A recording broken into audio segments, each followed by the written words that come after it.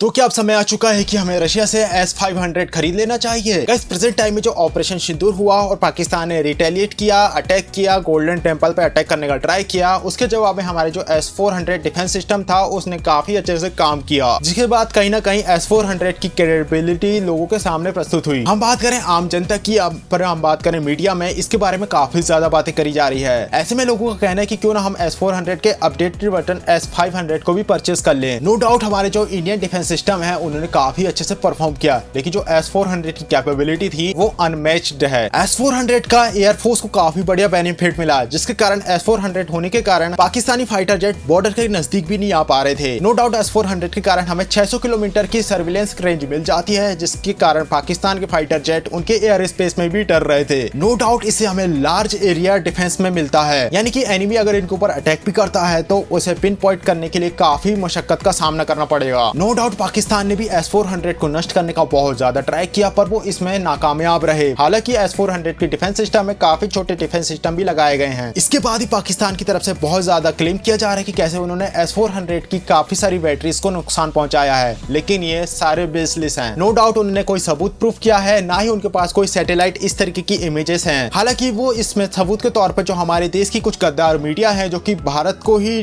Discredit करती हैं, उन्हीं आर्टिकल का यूज करके ये प्रूफ करने का ट्राई कर रहे हैं कि कैसे इंडियन मीडिया ने इस बात को कहा है कि कैसे हमारी S-400 को नष्ट किया गया है। पाकिस्तान को तो अपना प्रोपेगेंडा फैलाना था, तो उन्होंने भारत के ही कुछ ऐसे न्यूज आर्टिकल का यूज किया। सच्चाई तो ये है कि S-400 missile system Indian air force के द्वारा यूज किए जाते हैं। शुरुआत में ऐसी 5 यूनिट को ऑर्डर किया गया था, जिसमें अभी केवल 3 ही डिलीवर हो पाए हैं। हालांकि ये सारे हमारे पास पहले ही मौजूद होते, लेकिन रशिया यूक्रेन वॉर सिनेरियो के कारण अब इसमें काफी ज्यादा डिले हमें देखने को मिला। पर बताया जाता है कि इस साल के अंत में हमें एक और बैटरी इसकी मिल सकती है। इसी की बात कही जा रही है कि कैसे हमने जो सिस्टम का यूज ऑपरेशन सिंदूर के दौरान किया उसकी रिफिलिंग भी करी जाएगी। तो यहाँ पर बेसिकली उन रॉकेट्स की रिफिलिंग होगी जिनका यूज हम अटैक में करते हैं। हम किन रिफिलिंग रॉकेट की बात कर रहे हैं, इसके लिए हमें S-400 की एक यूनिट को समझना होगा। चलिए हम बात करते हैं कि S-400 के अंदर हमें क्या क्या देखने को मिलता है। सबसे पहला होता है मोबाइल कमांड पोस्ट, जिसे कहा जाता है 55K6E। दूसरा होता है बिग बर्ड एक्वेशन रडार, जिसका काम होता है बैटलफील्ड को मैनेज करना। इसका नाम होता है 91NE। इसकी रेंज 600 किलोमीटर की बताई जाती है और इसका काम होता है सर्वेलेंस करना, यानी कि एयर में जो रॉकेट आ रही है उसकी सिचुएशन क्या है या फिर बैटलफील्ड में हम किस तरीके का ऑपरेशन कर रहे हैं, उसका पूरा सर्वेलेंस का काम इसका होता है। नो डाउट ये रेंज रडार या फिर अटैक करने वाली मिसाइल के क्रॉस सेक्शन या फिर उसकी अनुप्रस्थ काट पर डिपेंड करती है। हम बात करें रेंज की, तो रेंज डिपेंड करता है टारगेट के क्रॉस सेक्शन पर। जैसे कि कोई अटैक बैलिस्टिक मिसाइल है जिसका रेडियस है 0.4 स्क्वायर मीटर, इसे इजीली हम 200 किलोमीटर के रेंज में डिटेक्ट कर सकते हैं। नॉर्मल फाइटर जेट एयरक्राफ्ट जो कि नॉर्मल 4 स्क्वायर मीटर RCS के होते हैं, उन्हें हम इजीली 350 किलोमीटर की रेंज में डिटेक्ट कर सकते हैं। वही हम बात करें बॉम्बर्स की, तो हम इजीली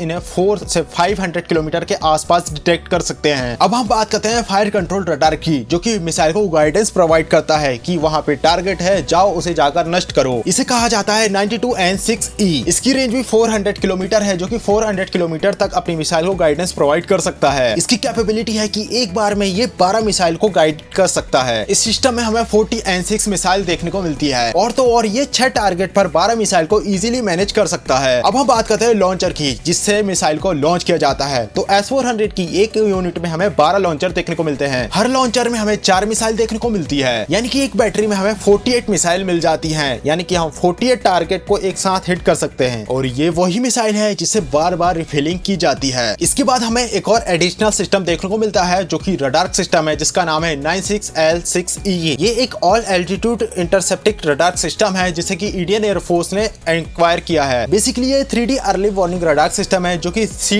बैंड की फ्रीक्वेंसी पे वर्क करता है। बेसिकली एयरक्राफ्ट के हाई एल्टीट्यूड ऑपरेशन में इसका यूज किया जाता है। ये काफी ज्यादा हेल्पफुल है। इसकी खासियत ये है कि इसकी रेंज 300 किलोमीटर के आसपास बताई जाती है, और तो और ये अलग अलग टारगेट को आइडेंटिफाई कर सकता है कि सामने वाला टारगेट मिसाइल है या बॉम्बर या फिर UAV यानी अनमैन्ड व्हीकल है, या फिर हम बात करें ड्रोन सिस्टम की। ये इजीली उन्हें क्लासिफाई कर सकता है, उन्हें आइडेंटिफाई कर सकता है। इसकी खासियत ये है कि एक बार में ये 100 टारगेट को इजीली ट्रैक कर सकता है। इन सारे सिस्टम की हमने बात करी, ये सारी चीजें हमें एक बैटरी में नजर आती है, और ऐसी 5 बैटरी का हमने ऑर्डर दिया है, जिसमें से 3 हमारे पास है, एक हमें इस ईयर के लास्ट में देखने को मिल जाएगी, और एक और रशिया हमें डिलीवर करेगा। अब हम बात करें इस मिसाइल सिस्टम में यूज होने वाले मिसाइल्स की, तो बेसिकली हमें इसमें 5 प्रकार की मिसाइल देखने को मिलती है, जिनकी स्पीड अलग अलग है, इनकी यूज रेंज अलग अलग है, इनका एल्टीट्यूड अलग अलग है, जिसे हम जरूरत के हिसाब से यूज कर सकते हैं, जो कि आपको इस सारे कॉलम टेबल में नजर आ रहे होंगे। यहाँ पे आपको मिसाइल सिस्टम का नाम, इनकी रेंज, इनकी ऑल्टीट्यूड और इनकी स्पीड आपको नजर आ रही है, जिसे हम अलग अलग जगह पर अपनी जरूरत के हिसाब से यूज कर सकते हैं। S-400 की सक्सेस देखने के बाद लोगों के बीच काफी ज्यादा बातें करी जा रही है कि चीजें लगातार बदलती जा रही हैं, तो हमें भी S-400 का अपडेटेड वर्जन S-500 खरीद लेना चाहिए। पर हमें यहाँ पे सबसे बड़ी बात यह है कि समझना होगा कि S-500 कोई S-400 का अपडेटेड वर्जन नहीं है, बल्कि ये S-400 को कॉम्प्लीमेंट करता है, यानी कि ये उसे